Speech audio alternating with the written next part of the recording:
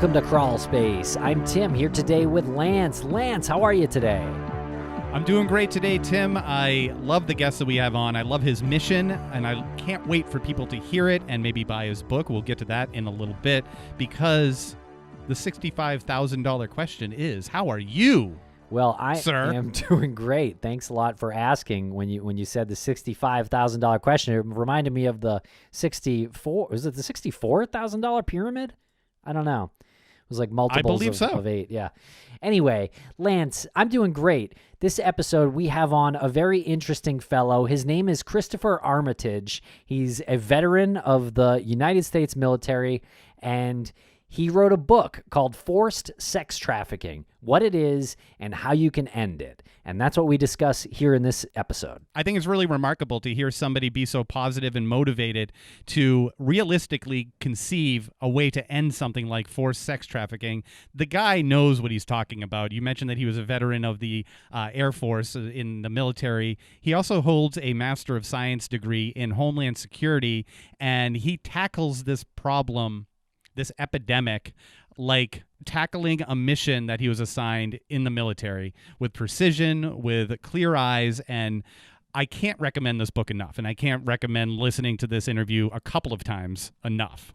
Yeah, it's a very consumable book. I got it on Kindle, and you can really get through it pretty quickly. It's fascinating and definitely helpful to learn about forced sex trafficking and how you can possibly prevent it. I have 2 young daughters. These are things that I need to know in my life. And be sure to review the book once you order it and read it. We talk about how reviews go a long way in helping create the momentum with what you're trying to put out there. So it takes just a second to review it on Amazon. And you can get this book, like you said, Tim, on Kindle, or you could get the actual paperback copy on Amazon. And make sure you review and rate the book. That goes a long way. We speak about it in the interview a bit. That goes a long way in maintaining the momentum of this mission that Chris has. And there's a link to buy his book in the show notes. Thanks a lot for listening, everybody. Make sure to follow us on all the social media platforms. We're having a lot of fun on TikTok, so find Crawlspace there on TikTok. All right, we're going to break for commercial here, and we'll be right back with Christopher Armitage. And be sure to swing by Crawlspace-Media to check out everything going on in our little Crawlspace universe. And also, we are partnered with a wonderful company called Glassbox Media. Check out what they do at glassboxmedia.com.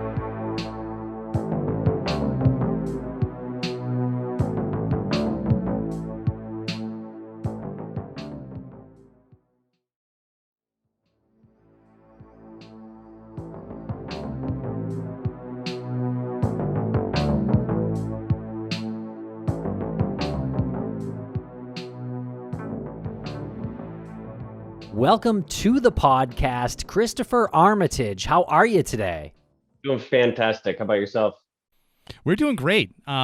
This is going to be a very heavy, we said this in the beginning, that this is going to be a fun conversation, but it's a heavy conversation. And I think we use the word fun because already from the get-go, it seems like you want to talk about this, and it's going to be informative. And the message that we're going to convey, I think, is going to resonate really well with the listeners. But before we get into all of that and the heaviness, why don't you introduce yourself?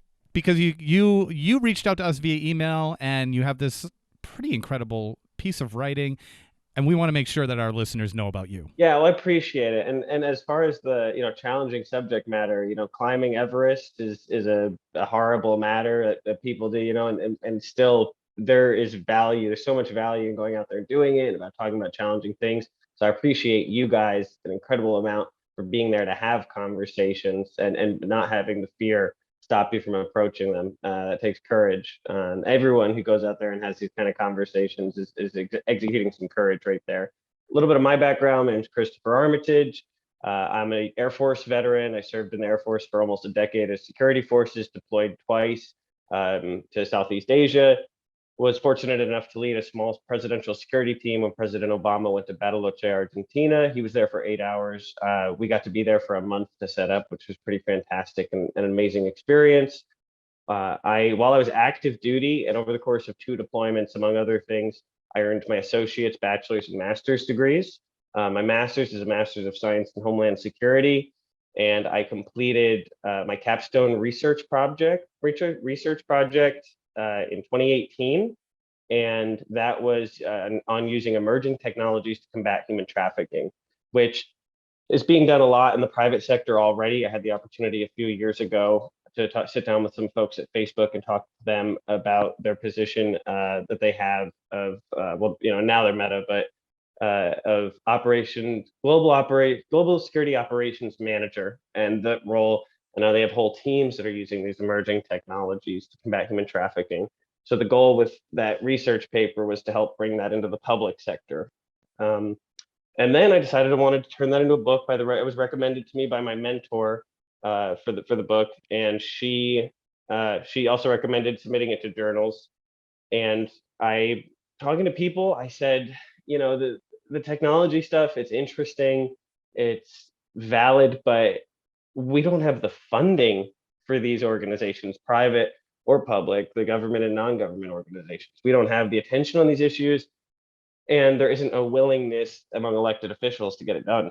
And so I wrote the book on how we can do that. Yeah. Tell us a little bit more about your background, what you did in the military. Sure.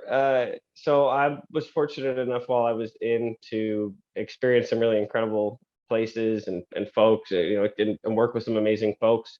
For example, my first deployment was on the Iraq border with Kuwait, and we went out there for 6 months. It was in support of Operation Iraqi Freedom and border security. It hailed our first night there, got up to maybe 120 degrees by the time we left, and we were working outside for 12, 14-hour shifts in 40 pounds, 50 pounds of body armor, multiple guns, and just standing out there checking IDs, getting hit by sandstorms.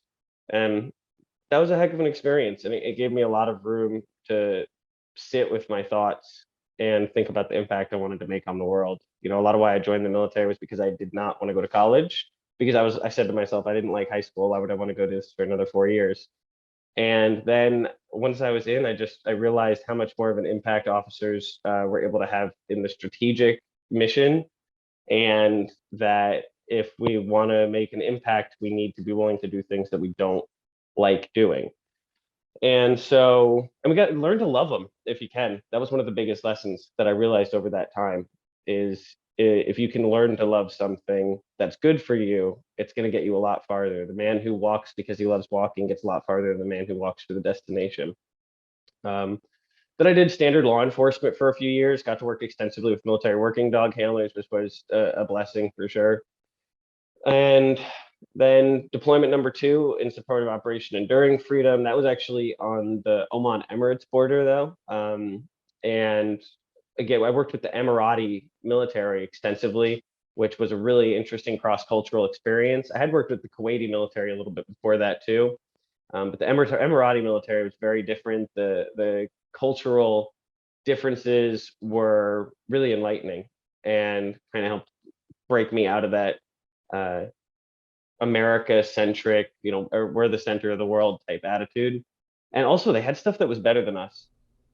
Wait, hold on. What are you talking about? No one has anything better than us. I know. I was that shocked. I was like this for 6 months. I was like, your gear is so nice, and they just give that to you. And so, well, even their public services, to be honest, we traveled around. We got to visit Dubai while I was in the Emirates, and I was blown away by the public services that they had. I mean, they hire people there from the government. The government hires people to just walk down the streets in light, like like robin's shell blue jumpsuits and clean up trash just all over the place. And I don't know. I guess I never really left New York and New Jersey until I joined the military. So I was like, you can do that. And so that's, I pursued Homeland Security, honestly, not with the, I picked it because the people who were successful that I worked with had that degree.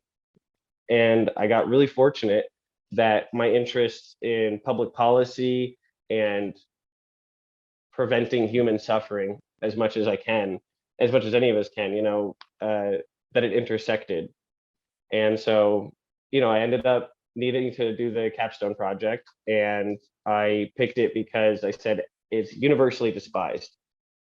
You're not going to find someone who's going to argue for sex trafficking. And I know that things can be done to improve the situation. And so why don't I try to find some of those novel solutions? Now, the paper that I wrote about using emerging technologies to combat human trafficking, I wanted to tackle something that was seen as maybe impossible or very far off in the future. And the FBI, as well as a few international law enforcement organizations, have said they don't think that we're going to be able to, say, create, machine learning opportunities with publicly available data in the foreseeable future to do this. So they said that 10 years ago. The advances that we made have been incredible. And the people I've spoken to at Google and at Meta they're both actively employing these technologies on their platforms. And I wrote this paper 4 or 5 years ago. So I don't know, maybe the FBI will catch up in the next 10 to 20 years. And, just the more I dug into it, the more I realized that we have this really interesting patchwork that needs to be repaired. And the military was kind of my introduction to witnessing that patchwork from the inside. I want to get into your book and the mission that you have, but I want to explore a little bit more about the cultural differences that you mentioned that you ended up getting because you were in the military and because you were doing these things. I mean, how quickly was it in place in your brain that you were going to apply those cultural differences to some of your work in the future? It didn't hit me until it's kind of one of those things where once you realize something, it seems obvious. And like I remember working with realizing that we're taught so much that things are how they are because they have to be that way, and there's nothing we can do about it. Taking our power away from us to actually make an impact on the world around us, that is destroyed by going out and meeting other cultures, especially ones like in Kuwait. One of the biggest mind-blowing things I've ever learned, I was talking to some Kuwaiti soldiers, and they told me that a few years ago, their government sold more oil, and they gave every Kuwaiti citizen $30,000. If you have a kid, the government gives you just $5,000. And realizing that there's a lot of people who are invested in keeping things the way that they are in every country, and keeping things staying the same. That the Middle Eastern cultures had a really, really wonderful influence on me for realizing that. And then I ended up having the opportunity over the last few years to spend a few months in New Delhi, India. And again, another powerful experience for kind of breaking cultural hegemony and having the opportunity to see things through other people's perspective. They see us as the bad guys. A lot of them, not to act like 1 billion people living in India are a monolith, but a lot of folks I met, had just really, really interesting views on how we weren't that great. Although then again, in Kuwait, they were really grateful for us. I was working in guard towers that had bullet holes from when Saddam invaded. All right. Well, your book is called Forced Sex Trafficking, What It Is and How You Can End It. Did you see sex trafficking in the military, or were you exposed to it in your time in the military? We had communications about it and were taught about it, especially in intelligence briefings, even stateside. Stationed in Washington State in a more rural town.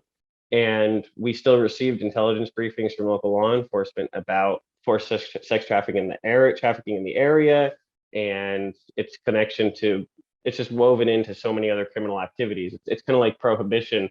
Alcohol was woven into all of that when it was illegal. And so while I wasn't directly working, against it, we were very clued in on, even there was in the Army, while I was in the Air Force, but while I was in the Air Force, there was a bust in the Army at Fort Hood where there was a forced sex trafficking ring being run by soldiers. And it was 30 or 40 victims. The soldiers had connections before they joined the military to criminal organizations and continued that once they were in.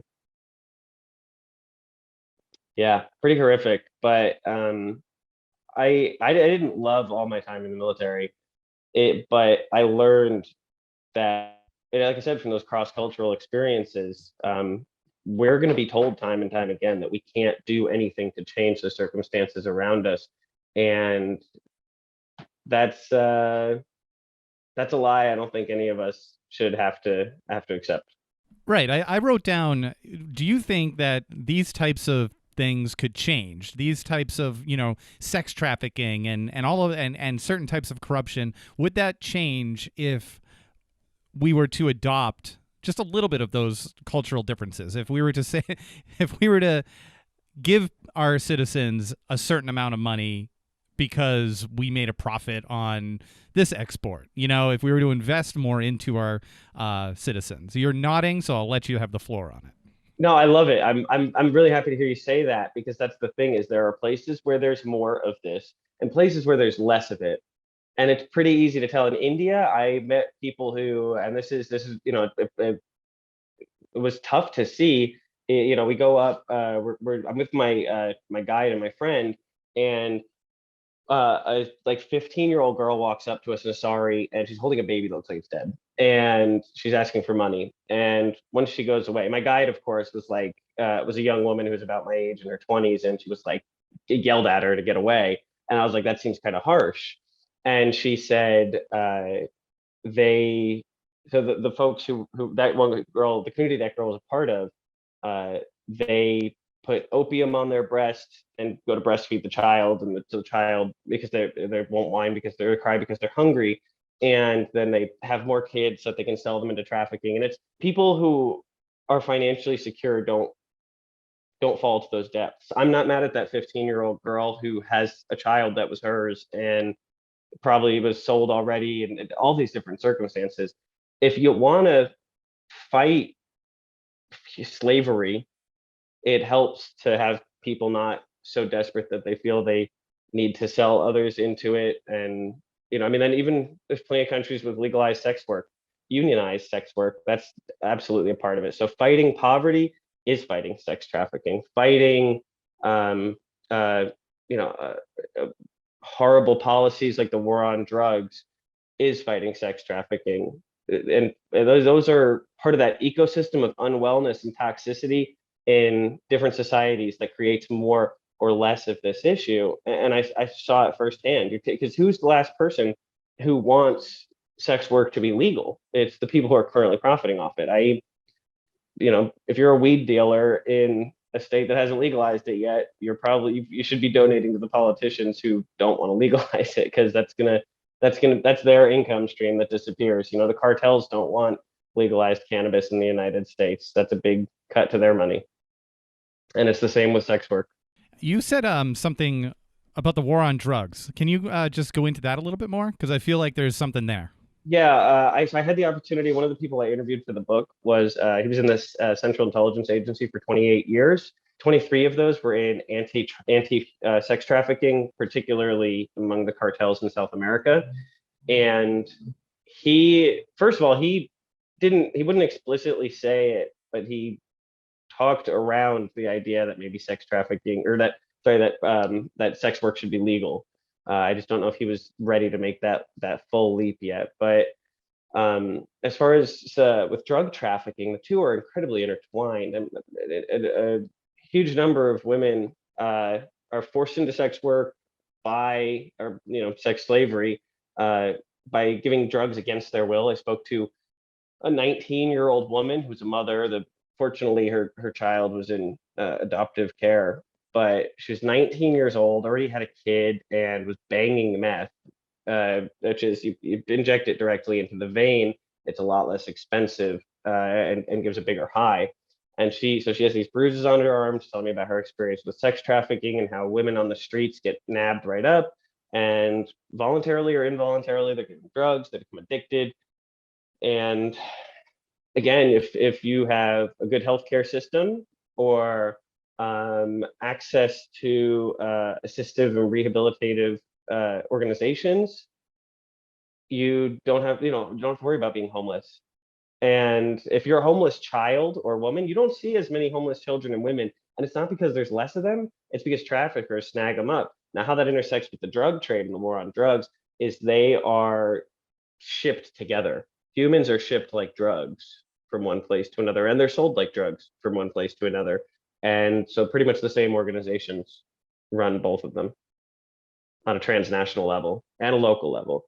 And to address something earlier too, or actually, uh, when you're ready though, I really look forward to when we get to the part about just how much of an impact any single person listening to this conversation because that's my favorite part, but we should save it for the end. So what were your hopes in writing this book? Like, who were you trying to reach? I want to reach anyone who, one, feels fear for their safety, anyone who says to themselves that this is bad and I wish that it wasn't happening, as simple as that sounds. I really wanted to reach people who felt powerless to do something about so horrible. There are so many people out there who, burying your head in the sand is a defense mechanism. You do it because it's tough to look at reality, because reality can be a really, really, really dark place. But we don't get to fix problems if we don't look at reality, if we don't stare it in the face. That was a big lesson I learned through my travels in India. Was there you're confronted with a lot of darkness there, but it wasn't swept under the rug. It was right there in your face. And so this book's for the people who are ready to take ownership over making the world a better place and helping to prevent as much suffering as they can. Where does this happen in this country? And my follow-up to that is there a misconception as to where it happens in this country? Great question. Everywhere. It is, I mean, even in Spokane, Washington, a smaller city in eastern Washington state, there was just an incredible amount. When I talked to the law enforcement there, they actually have a dedicated section for human trafficking. They can explicitly tell you if you go to this location, which one of the main ones was a community college that was in a rundown neighborhood that didn't have a lot of cameras. Those are the hot spots. Those victims are everywhere, and it's there isn't a small town or a truck stop that isn't a possible place to sell. It's the same as the drug trade. Drugs are everywhere, and that the more we push them under and meet violence with violence, just the darker, deeper places they go to, and the darker and deeper effects that people are willing to have or actions that people are willing to take to keep it hidden. And so, I mean, it doesn't, while it's like, okay, if you're a woman, you're far more likely to be a victim. If you're a child, you're more likely to be a victim if you're homeless, and they don't, and then men, much, much, much less likely. And then racial disparities, sure, but there is not a geographic location that protects you from being around it or being, it's like saying, is there a small town in America or in the world where you don't have to worry about, drug abuse? There are places where there's much less of it, but if a market is going to pop up, then it can seep into that area. And especially in America, there are places that haven't done a better job. I mean, you're not going to find forced sex trafficking in places. That's the easier thing to say is where you won't find it. You're not going to find forced sex trafficking in places where there are sex worker unions and it's accessible to folks, but any town with small town massage parlors, for example, those are a real hotbed where they ship people over and they get them here and then they say, okay, you owe us $30,000, you're going to work it off. Or anywhere with a homelessness problem, big issue. And I can't believe some of the towns I've seen stricken with houseless and homeless populations. It's really unfortunate. And we'll be right back after a quick word from our sponsors. Thanks to our sponsors, and now we're back to the program. All right, I want to sort of take a little bit of a step back and just speak generally. Can we get a general definition of what trafficking or forced trafficking is? Because you mentioned it happens at truck stops. Basically, it's everywhere. It's very common out there. Does this involve humans being chained up, shipped in containers, things like this? Like what are we talking about when we say human trafficking or forced human trafficking? That's a really important thing. That's part of why with the book, the first part of that title, forced sex trafficking, what it is and how you can end it is important. And it can take such an incredible diverse range. It can be, someone, a sex slave, someone who's being coerced or forced into sex, working, standing on a street corner. It can be people being shipped over in shipping containers. It can be someone at a massage parlor. It can be a teenage girl who believes she's making a new friend online and then ends up on a webcam for money, based on manipulation or blackmail. All of that is forced sexual activity for monetary gain. And the amount of violence, especially violence towards women and children, that is wrapped up in that it's another example of how widespread violence against women and children is and isn't discussed, because it takes so many different forms. Okay, I think that's a pretty good segue to my question about the comment you made when you said people tend to or want to bury their head in the sand instead of tackling an issue like this. When in history, in your opinion, did that start to happen? When did people start to not want to see the dark side of their community and start to zone out and, like you said, bury their head? Well, there's some interesting psychology to that, because I think anywhere you find humans who are part of a system that harms others, it's in our nature to not want to see ourselves as the bad guys, to see ourselves as oppressors or harming others. And so being able to look at that in the face is whether it's slavery or, gosh, just any violence or racism that's happened throughout history. I don't know, maybe the Romans had it figured out a little bit. Also, their slaves were all different races and were often free, so maybe they had it figured out. The Greeks a little bit more, but really we're part of a shift. I think we are here right now. Everyone watching this is part of a shift where, as a species, maybe for the first time, we're realizing that there are these problems around us, and some of us are part of the problem without realizing we're part of the problem. And so maybe we're taking our head out of the sand for the first time, or like Plato's cave, allegory of the cave.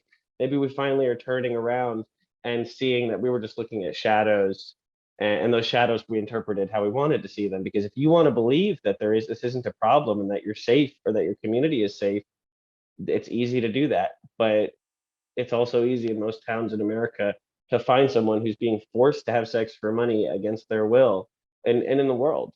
And so, welcome to waking up. I'm proud of everybody. Thank you. And who are the most likely victims of trafficking? Statistically, women of color, especially homeless or houseless women of color. If you work for an aid organization, I was talking to some people here, and I just moved to San Francisco 2 weeks ago, and I was talking to some local public health and safety leaders who especially work with non-governmental organizations and their grants that they receive to help trafficking victims. And if you are a woman, period, on the street, you're going to get snatched up. They say you have hours in a lot of cities in America. If you are a woman on the street who is homeless, you have hours before you might get snatched up by people who, there was a girl in Coeur d'Alene, Idaho, which is a small skiing town, and she was white and didn't fit every demographic that you would expect, but she was abducted, and 3 years later, when she was 19, was dropped off at a public park in Arizona. And that, for that period, had just been getting sold and used, and then dropped off when they were done with her. Just curious what you mean by snatched up. Is abduction common?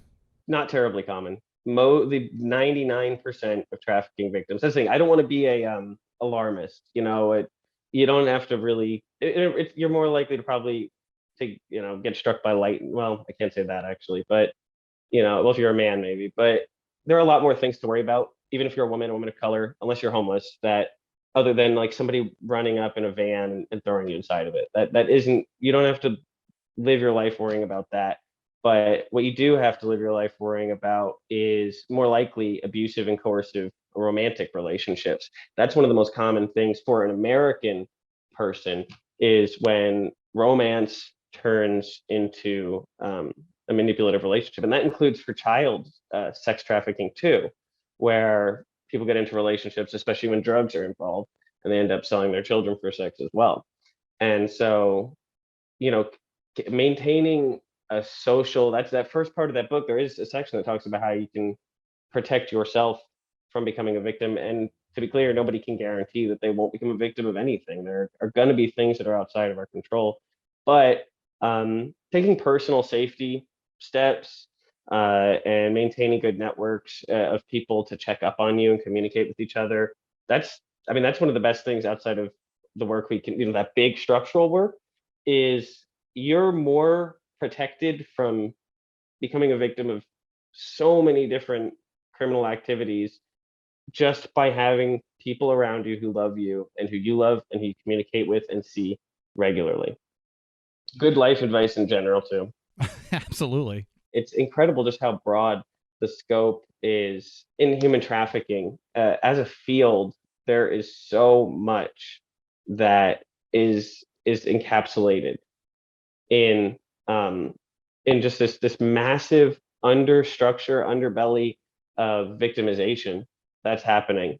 And I'm glad that people are interested in this. I reached out to you guys and a bunch of other organizations and podcasts, and the response has been really nice and something I'm happy to see, because who doesn't, it's part of one of the reasons I decided to work in this is because who doesn't want to see an end to suffering in such a broad and diverse way. So you guys are doing good work out there, and I hope if people who are out there are interested in the book too, just so they know, 100% of the money that Amazon pays out for each book sale goes to organizations that are mentioned in the book, like Polaris Project and Love 146. That's awesome. And your timing in all this is pretty appropriate and very well-timed, because there's this movement that seems to be happening, and it's been happening over the past few months in the true crime genre, because these podcasters that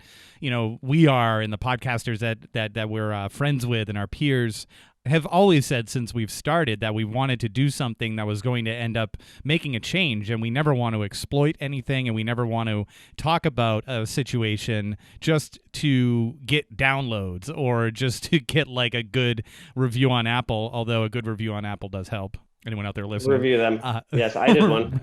Oh, thank you. Oh, thanks a lot. My dad has a podcast too, so I'm already aware of how important those reviews are. And if you like podcasts, you should review them, because it goes a long way, especially if you're a guest. It's one of the first things you look at. Sorry to go off topic, but oh no, it's totally on topic, because it keeps us going. It does help in keeping us going.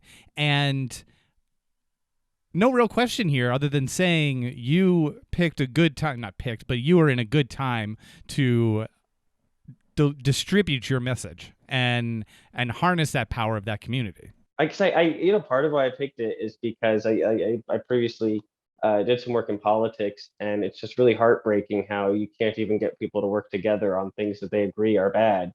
It's really difficult. But my hope is that this is apolitical research that was done and action that can be taken. And because I spoke to people who work in this field who have all sorts of different political beliefs, but they're doing good work and they're trying to make a difference. And so, by the way, I pulled up what I was looking for there about the action means purpose model. It's part of, in the book, I talk about how RICO, the racketeering laws that exist, how those facilitated ending, or not ending, but the prosecution of people who are involved in criminal activities. So I talk about in the book some of the differences we can make and how things we can lobby for as individuals and organizations to make basically a RICO for sex trafficking. And the action means purpose model is the current model for understanding the legal structure around human trafficking prosecution. So the action is the recruiter or whoever it is transports, moves, harbors someone.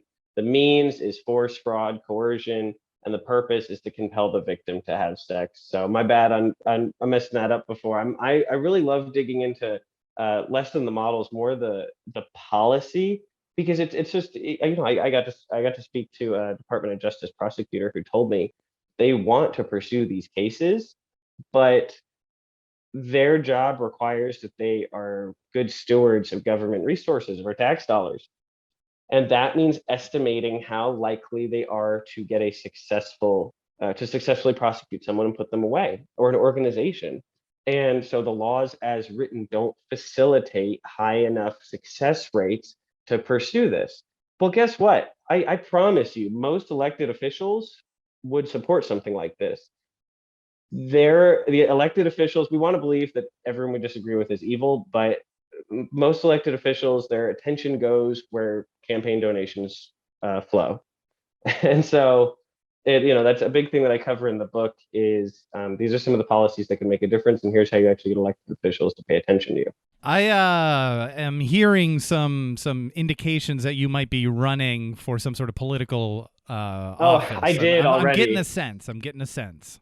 I already did. I ran for the U.S. House of Representatives previously, and that was in some ways a disheartening experience. But I realized that we have a lot more effect to be made by facilitating, bringing resources to people who are doing the work. I enjoyed a lot of my time working in politics. I ran for the U.S. House in Washington State. It was a good experience. It's a red-leaning district, but I really enjoyed.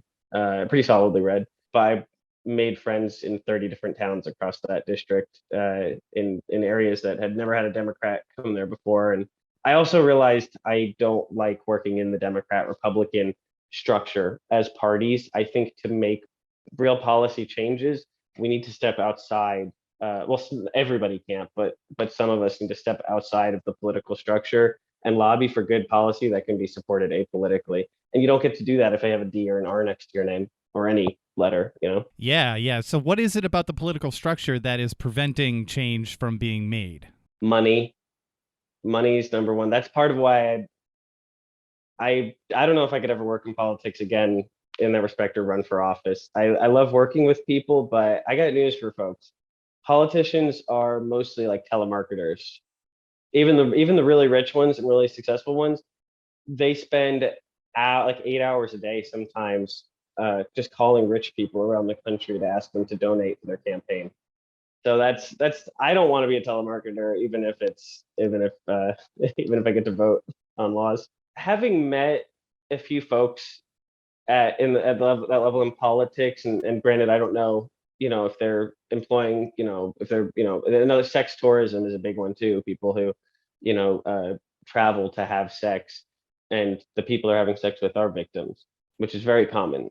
I still think that if campaign donations and public support pushed them, they would support the right laws. I really do. And maybe that's just the optimist in me, and it's covered in the book extensively about how the power, the real sincere, I swear to goodness power of writing a letter or an email that you have to put energy into it, and also donations, whether it's to elected officials who support these policies that you want to see, and letting the people they're running against maybe know that your support is contingent on that, letting them know that this is going to decide your vote and where your dollars go. These laws will get passed. If you live in a small town, let me tell you something.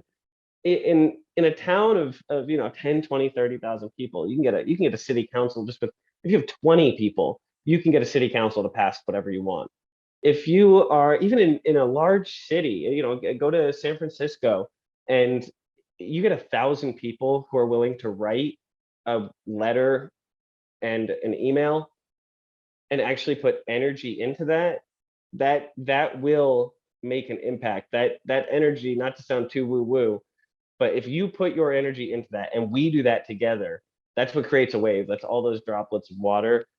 And if they aren't willing to make that change and take your vote and take your dollar, then someone will pop up who's going to say, well, if that's what you guys want, I'll accept your donations and your votes and get it done. And that's the value of civil action. 1,000 people in a big city, 20 people in a small town, 1 million people across America, less than that really, 100,000 people across America, donating as a unified Make that your single issue. Make ending sex slavery in this country, and preferably in the world, make that your single issue, and you can't really go wrong. And nobody's going to hate you for doing that. Even the people who go to those sex workers aren't going to hate you. I'm pretty sure most people who use those services would rather not be part of this victimization structure. And again, maybe that's the optimist in me, but I think a lot of the people, I mean, it's like drugs. The drug culture is so many people die to get cocaine to this country. And I don't think any cocaine users are happy about that, but it doesn't stop them from using it. Maybe we need to find another solution. And we'll be right back after a quick word from our sponsors. Thanks to our sponsors, and now we're back to the program. Can you take us through some of the trafficking scenarios that you laid out in your book? I was expecting to see like 3 or 4, but instead there's like 8 or 9. So a little surprised. Yeah, yeah, absolutely. Some of the scenarios in there are, say, a young woman or young person who's being coerced through a new online friend, which is a story I'm sure maybe some of us have seen in afternoon specials, depending on how old you are. But it's a real thing, and it's evolving incredibly quickly. And parents are less able to stay on top with that as time goes by. And so, just my word from officials, so like from people who study this, if you want to do all those things like have parental locks and that kind of stuff, go ahead and try if you want. But nothing is going to protect your child from being used to make money from sex through online means. Nothing will protect them more than you having a good relationship with them and them being able to come to you if they are being blackmailed, or if they're scared, or if they've done something they regret. And so that scenario that I talk about in there, very important to remember. Then you have the people who are, like I said, shipping containers. They owe money. That's what they're told when they get here: is you owe money, and this is how you're going to work it off. And those are usually people, like I said, of foreign descent, especially from Asian countries. You have trafficking victims who come across the borders with drugs, and again, that's their bodies are being used, and they're being treated like a commodity to be bought and sold as if their humanity doesn't value. And then, in some of the scenarios in the book too, I do mention the Jeffrey Epstein case. Since that was more high profile, I mentioned the Michael Jackson case, which grooming is what I talked about there. And that's absolutely something to pay attention to. I was a wrestling coach previously, and we had very specific rules about never even being able to give the impression that you were giving preferential treatment to a child.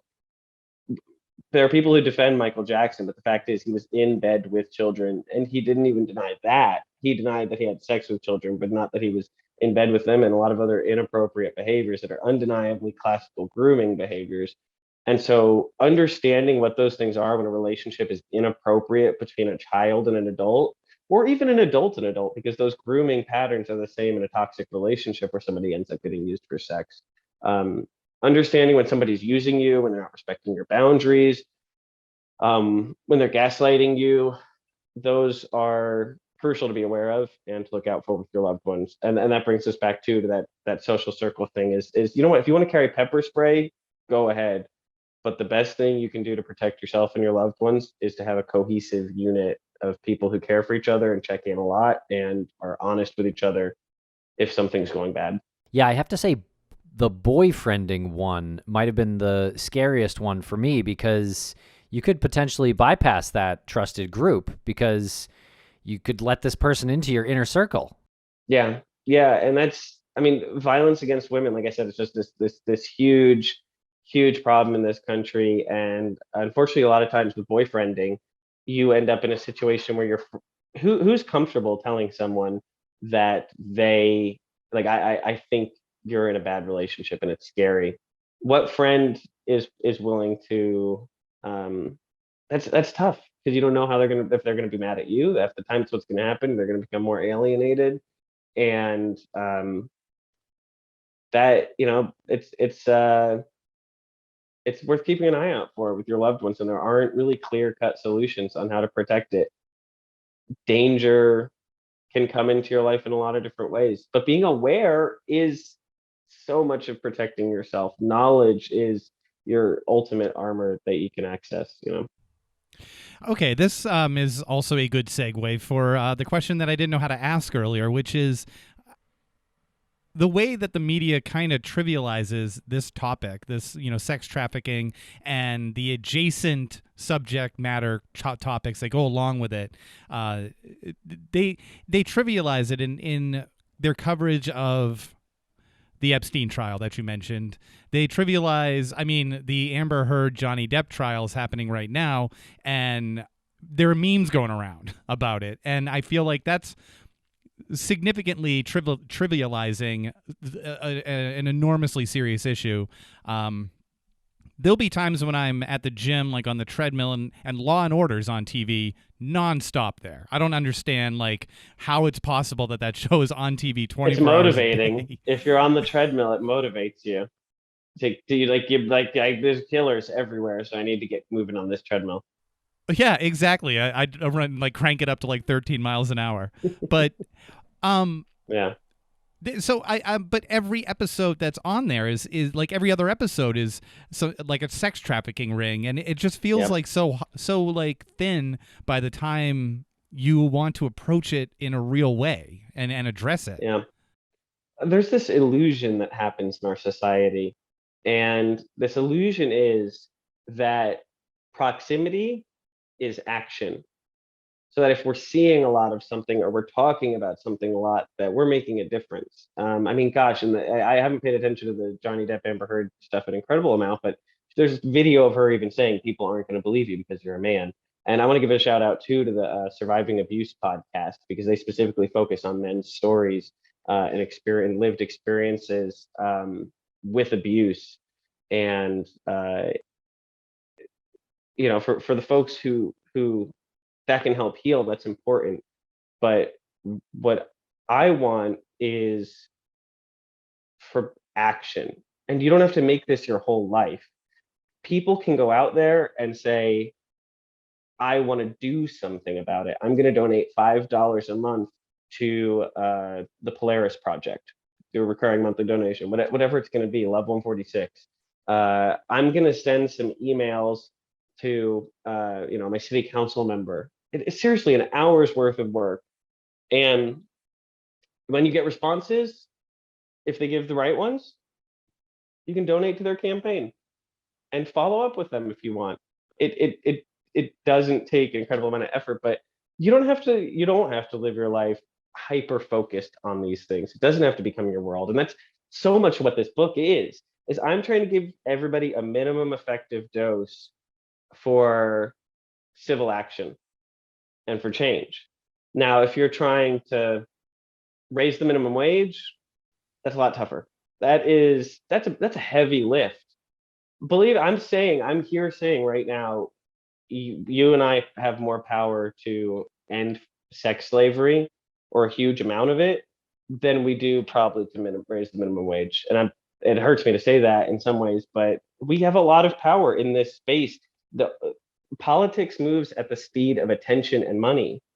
And so, Law and Order's out there, and there's trivialization, and people, are absolute, but what can we do about it? I say, if you set up $5 monthly donations to any of the amazing organizations that are fighting for this, you can forget about it and put your head back in the sand and never feel bad about it. Really, never feel bad about it, because you have done more than the vast majority of people, and what you did will make a difference.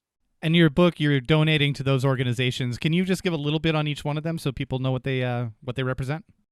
Absolutely. Love 146 was started by a gentleman who actually helped more on the law enforcement side with protecting, or with trying to find victims and help them and prosecute the people who are going after them, mostly multinationally.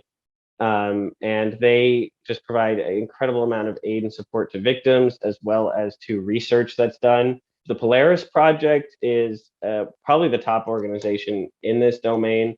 And a lot of what they do is, again, it's trying to find new ways to approach this issue and to lobby for victims' rights. They also do provide victim aid services, but they're a huge organization that's doing an incredible amount of stuff, and multinationally again, which I think is important. As much as we want to help our communities, we do need to work together, and that's what, there's over 25 million trafficking victims estimated worldwide, and so they're out there. The Polaris Project, especially, providing educational resources to help people, providing training to people, and again, those victim advocacy resources where they can help get people the help they need to get back on their feet, because there are people who end up in sex slavery and basically get told, you can leave anytime you want. What are you going to do?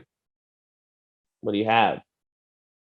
And so those are two really great organizations I want to shout out. And that's, again, 100% of the money from the book goes to that. I'm putting my time in here because it's easier to sleep at night if you're trying to make the world a better place, I think, if you feel like you're making some sort of contribution. And so I hope the people who are listening to this check out the book, because I list a bunch of those great organizations, and it's only a few bucks on Amazon, or just go and donate to them also. That's a great thing to do. And then, like I said, you can give yourself permission, put the head back in the sand. You don't have to think about this stuff all the time. You are doing something about it. And if a million people did that, it'd be one of the top political issues in the country. So like like I said, attention and money, that's what moves the needle.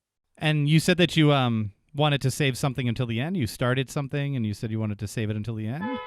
There's all the policy stuff. That's all. Just or not the policy stuff, the donation stuff. Just okay. Even if you're broke, that $5 a month, I'm telling you, it adds up. You just set it and forget it. Because you can make a big difference. You can send, in the books, there's instructions for what you can say to elected officials. That you can send that email in 5 minutes. You can do it on your lunch break, and there's resources out there for you to send, like form emails, but they just delete those. They throw them out. They don't care about them. If you like sit down and write a letter, it's way more likely to have an impact than an email, and an email that you take the time to write will have more of an impact than a form email that's copy pasted. So my point is, if you take that time, 20 minutes to write a letter and put it in the mailbox, makes a big difference. We can do it. Yeah, and we commend you on your work. It's really excellent work. I think a lot of it is due to the fact that you take an educational approach. People better understand the problem if they're properly educated about their history and like the real history of their community and their society, instead of the projected image that is displayed. You figured that out because you traveled to numerous different cultures and you saw how they handled their community and their society, and how they knew investing in them would be a great return. Yeah, for it really the good inspired of the whole. me. Yeah. So I think that's super important to highlight, that it's not something that you just kind of conceived and now you're going about like a scientific approach of like testing and seeing what works. Like you saw it. You saw how properly educating, properly giving back, properly investing in a community only returns good. That is one of the truest things I think I've ever heard anybody say. Investing in your community, trying to make a difference, it literally only produces good. Like you can't go wrong, and life can be tough to live. I'm a big fan of existentialist philosophy, and actually, fun fact too, Martin Luther King Jr. was a really big fan of existentialist philosophy. But part of existentialism is each of us has sufficient reason to be miserable. They're just by the fact of being alive, all of us really have plenty of reasons to be unhappy. Whether you want to call it karma or just getting right with Jesus or whatever your view is, I promise you, I witnessed it. I saw it in all these different countries, from India to the Emirates to Kuwait. When people are invested in, when people are cared for, when good is done, then good comes back out of it. And we have the chance to do some good, and no amount of good is too small.